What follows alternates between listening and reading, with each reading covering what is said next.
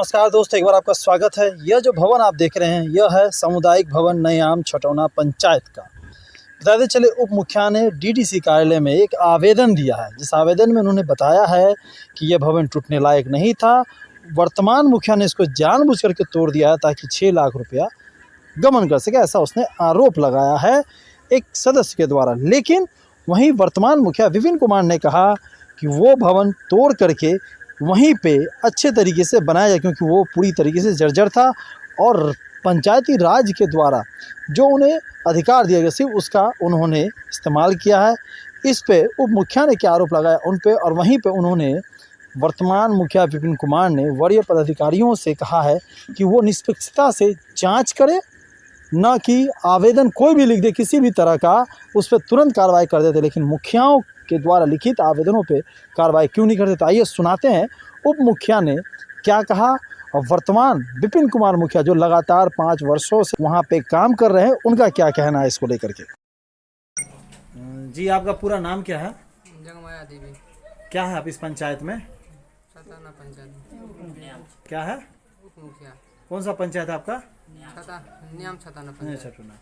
आपने डीडीसी कार्यालय में एक आवेदन दिया है, क्या है आवेदन पूरा? मकान टूटने लायक नहीं था। हाँ, ये टूट गया है। कौन सा मकान? सबका भवन। कितना नंबर वार्ड में है वो? 12 वार्ड।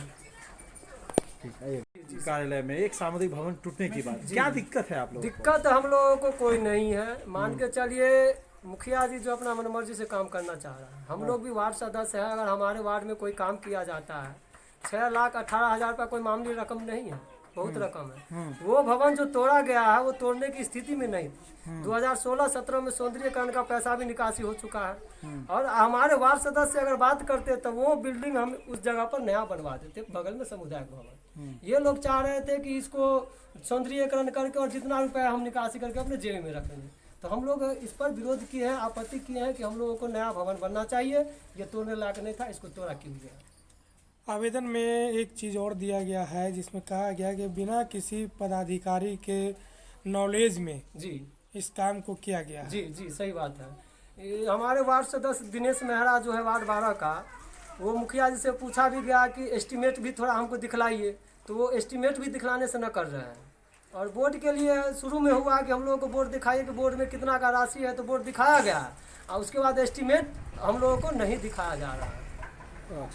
समुदाय भवन महादलित टोल वार्ड संख्या 12 में अवस्थित है, और उस समुदाय भवन से उस वार्ड के 20 से 25 ऐसे परिवार हैं जिनका रात्रि विश्राम उसी में होता है।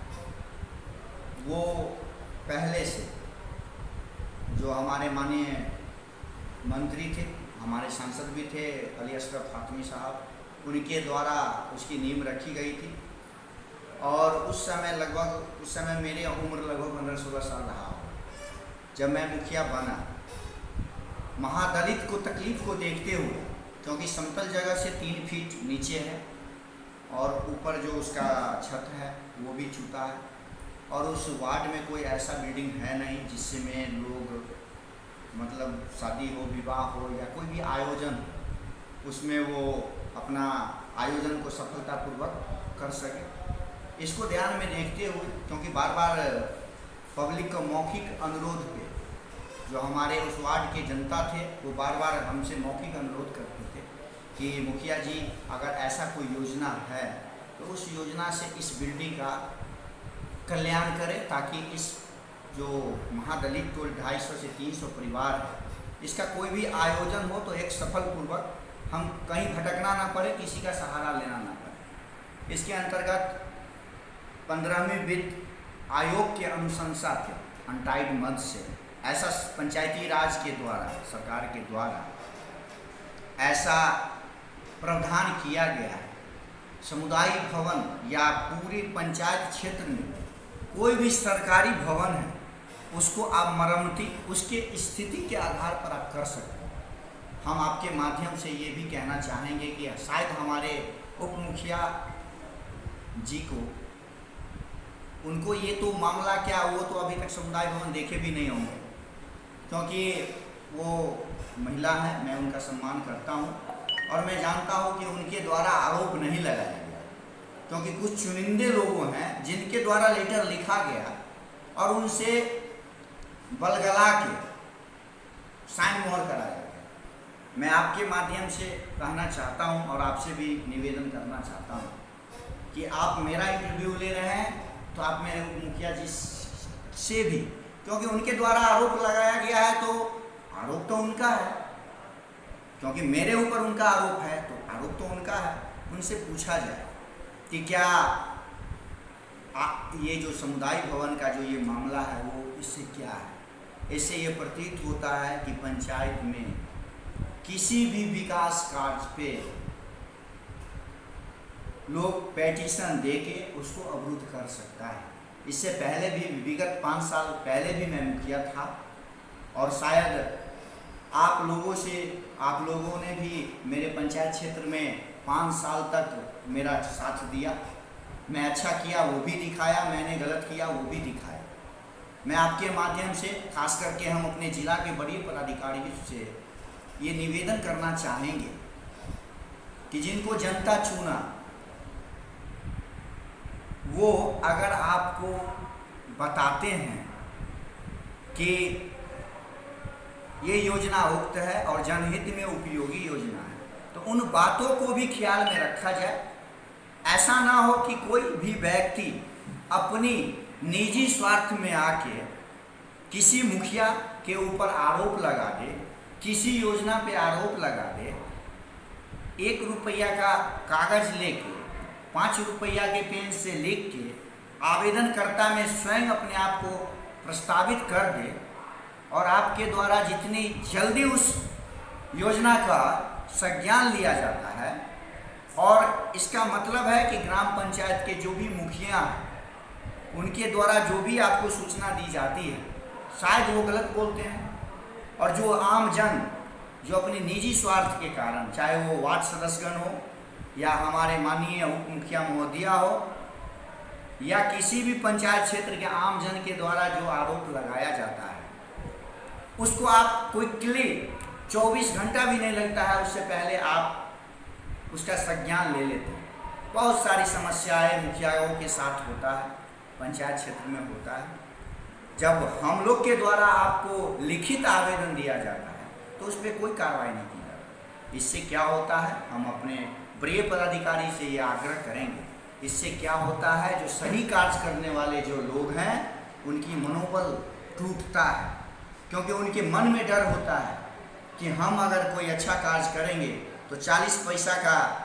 पेज और 5 रुपया का पेन वाले जरूर उस योजना पर एक पेटिशन लगा देंगे और जितने भी सरकारी तंत्र है सबको उस पेन पे वो नचाते हैं। मैं आपके माध्यम से हम अपने वरीय पदाधिकारी को ये आग्रह करना चाहेंगे कि ठीक है, लोगों ने आरोप लगाया, उसकी जांच होनी चाहिए। अगर मैं दोषी हूँ तो मेरे ऊपर कार्रवाई होनी चाहिए। अगर मैं दोषी नहीं हूँ तो प्रशासनिक तंत्र को और पंचायत के विकास को रोकने में जो आवेदन करता है उनके विरुद्ध आपके द्वारा कठोरतम कार्रवाई होनी चाहिए। ऐसे में क्या होता है कि जो भी कार्य है वो बाधित होगा। कभी नेताओं का दबाव मुखियाओं के ऊपर होता है, कभी वरीय पदाधिकारी का दबाव मुखियाओं के ऊपर होता है। हमको भी जनता चुन करके भेजा है।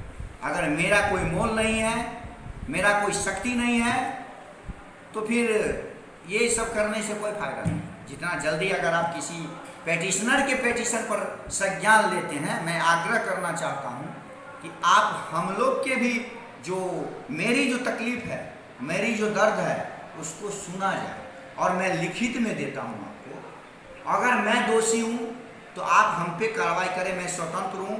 मैं आपका एक आदेश होगा, मैं आपका जो आदेश होगा उसका मैं पालन करूंगा। मगर मैं निवेदन करना चाहता हूं कि पंचायत का जो विकास कार्य है उसमें जो बाधा सामाजिक तत्वों के द्वारा माहौल को खराब किया जा रहा है, किसी भी लोगों को बलगला करके, फुसला करके, उसको चढ़ा करके कार्य को बाधित किया गया है, ये कानूनन अपराध है। क्योंकि पंचायत के या किसी भी सरकारी जो काम काज को बाधा पहुंचाने पर उनके ऊपर भी कार्रवाई होनी चाहिए। अभी तक तो मैंने ऐसा नहीं देखा 5 साल के मामला में। जो लोग तो सोचते हैं कि 40 पैसा के कागज और 5 रुपया के पेन पे हम आरोप लगा देंगे, और एक मुखियाओं का परेशान करने का ये मामला है। और हम आग्रह करेंगे कि अपने स्तर से जांच कराते हुए अगर मैं दोषी हूँ तो मेरे ऊपर कार्रवाई करें, नहीं तो जो मेरे ऊपर आरोप लगाया है उनके ऊपर भी आप कार्रवाई करें, मैं उम्मीद करता हूँ।